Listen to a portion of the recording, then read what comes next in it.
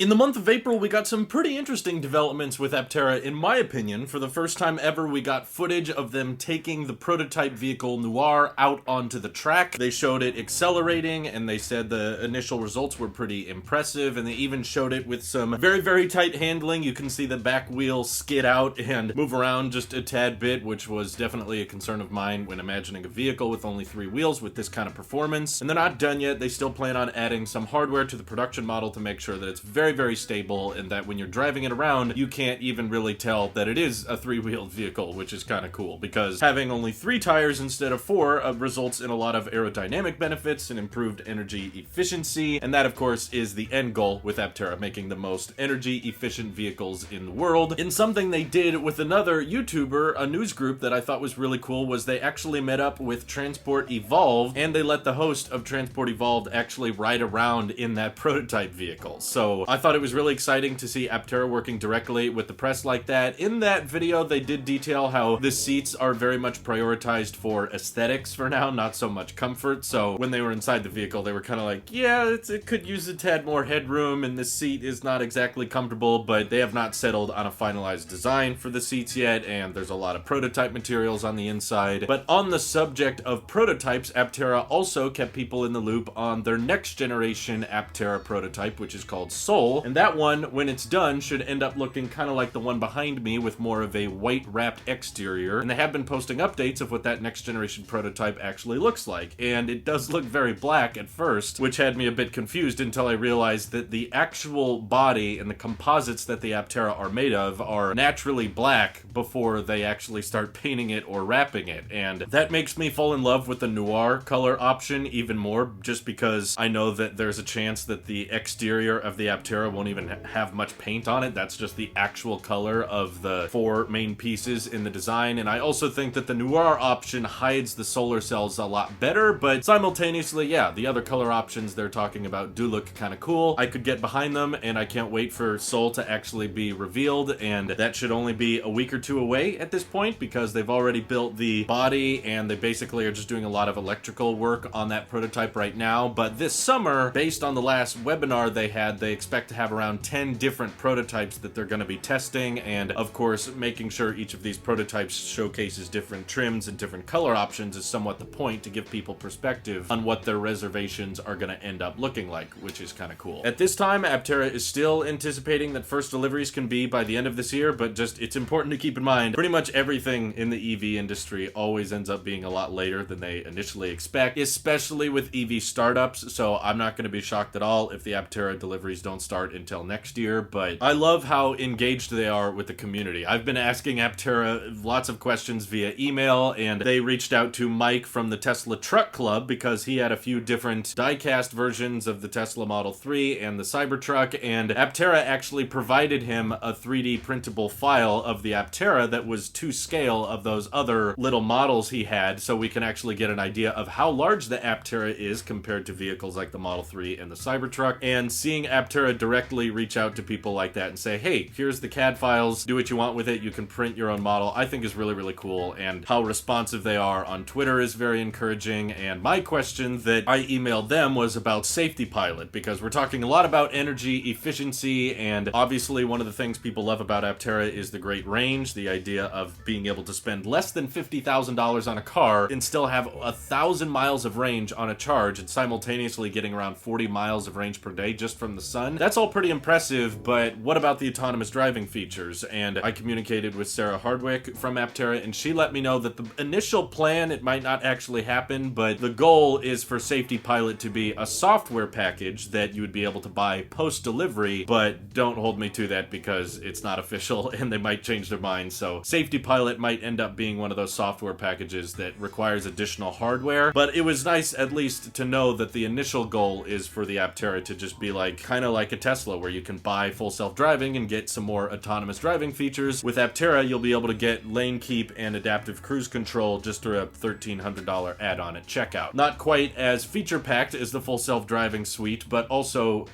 1/10 of the cost of the full self-driving suite. So that most certainly gets me excited for the future of the vehicle, and I will absolutely do my best to kind of do the same thing Transport Evolved was doing and check out the Aptera in person if we can arrange dates, and I'm in communication with them right now because I would love to be one of the people that gets to check out some of these prototypes, but I'm sure they're very busy, and I hope they're not spending too much time with us content creators, because I would much rather them spend more time developing the vehicle and bringing it to mass production, because that's ultimately what matters above all than just press attention. Though I do love it when brands do keep us posted on this type of prototype development, and being able to see the vehicle without the wheel protectors on actually doesn't look as crazy terrible as I thought it would. I get that the wheel covers help a lot with aerodynamics, but knowing that you'll be able to pop off those wheel covers if you want to change a tire, that's nice to know, and appreciating how much Aptera is trying to be an advocate for right to repair and make sure that all the parts you need for the vehicle are accessible is overall just really encouraging, and I'm hoping we could get some more major announcements like Aptera being compatible with the Tesla supercharging network would be awesome, or Aptera also mentioned last month redesigning the reservation page and configurator to be a bit more modern and sleek, and I can't wait to cover that for you as well. So let me know what you guys are most excited for with the Aptera. I know for me that it almost sounds like the perfect vehicle, just because me and my wife, you know, we're pretty much the only people in our cars driving around, so a two-seater is perfect, and one that prioritizes affordability and range is really, really key to us. And I live in a very, very sunny climate, and my car is often parked in the sun regardless, so if I knew my vehicle was gaining range as it was parked in the sun, this would just be a lifesaver for a lot of my vehicle needs, and I can't wait to see it in person. Thank you all for watching. Hope you have an excellent rest of your day. Take care.